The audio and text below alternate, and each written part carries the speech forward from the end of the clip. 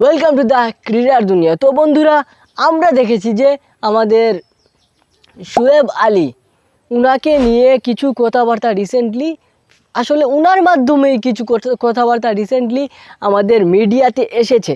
এবং উনি যে কথাবার্তা মিডিয়াতে বলেছেন তা মানে শোনার পর একজন ক্রিকেট প্রেমী হিসেবে, একজন ক্রিকেট যারা ভালোবাসে, ক্রিকেট প্রেমী, ক্রিকেট দেখার জন্য পাগল যারা, ক্রিকেটের দর্শক যারা, তাদের মনে খুব সৃষ্টি হয়ে আছে। আসলে যখন বাংলাদেশের একটা সহজ সমীকরণ ছিল সেমিফাইনালে যাওয়ার জন্য, আফগানিস্তানের সাথে ম্যাচটা জিততে পারলে, আর আমরা সেই লক্ষ্যে হালকা খেলেছি, তারপর কিন্তু হাল ছেড়ে দিয়েছি।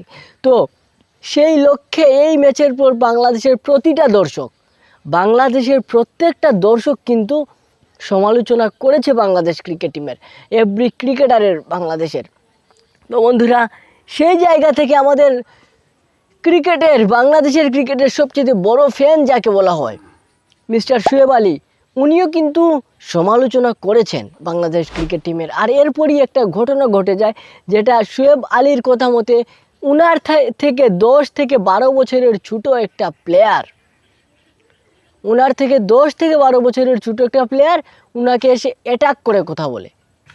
তারপর অবশ্যই উনি মাইন্ড করেন বিষয়টাতে, এবং তখন ভাই কোনো কিছু বলতে পারেন নাই, কারণ হয়তো ছেলেটা আওয়ামী লীগের, মানে তার ক্ষমতা ছিল আওয়ামী লীগের, মানে তার ব্যাকআপটা ছিল আওয়ামী লীগের, যার কারণে উনি কিছু বলতে পারেন নাই। যেহেতু সরকার পতন হয়ে গিয়েছে, তারপর নাজমুল হাসান পাপনেরও তেমন ক্ষমতা নাই এখন আর বোর্ডে, তখন গিয়ে উনি নিজের দুঃখটা প্রকাশ করতেছেন।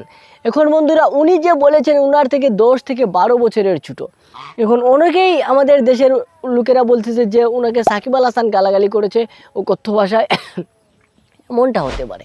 কিন্তু বন্ধুরা, সাকিব আল হাসান তো শোয়েব আলীর চাইতে 10-12 বছরের কি, আর উল্টা 2-3 বছর বড় শোয়েব আলীর থেকে। এখন অন্যদিকে যদি আমরা এই বয়সটা বিবেচনা করি বন্ধুরা, সেই বয়সের ক্ষেত্রে 4 জন ক্রিকেটার আমাদের লিস্টে, এখানে লিটন দাসও আসবেন না, কারণ লিটন দাস মাত্র 6 বছর ছোট শোয়েব আলীর। যাই হোক, 4 জন ক্রিকেটার হচ্ছেন, একজন তৌহিদ হৃদয়, আরেকজন নাজমুল হোসেন শান্ত, আরেকজন শরীফুল ইসলাম, আর আরেকজন হচ্ছেন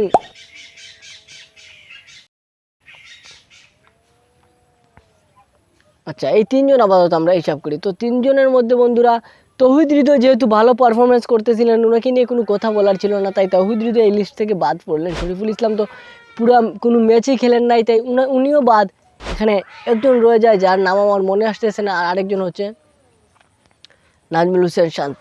তো বন্ধুরা, আমি একদম কনফার্ম করে এটা বলে দিতে পারি যে এই কাজটা নাজমুল হোসেন শান্তর দ্বারাই হবে, কারণ অন্য ক্রিকেটার এত সাহস করবে না, একমাত্র ক্যাপ্টেন ছাড়া। আর সবচেয়ে বাজে পারফরমেন্স করেছিল এই ক্যাপ্টেন নাজমুল হোসেন শান্ত, আর কোনো কিছু বললে তার গায়েই সবার আগে লাগার কথা। তাই এটা স্পষ্ট যে যা করার নাজমুল হোসেন শান্তই করেছে। আপনারা কি বললেন অবশ্যই কমেন্টে জানিয়ে দেবেন। দেখা হচ্ছে নেক্সট ভিডিওতে। আজকের মতো বিদায়, আসসালামু আলাইকুম।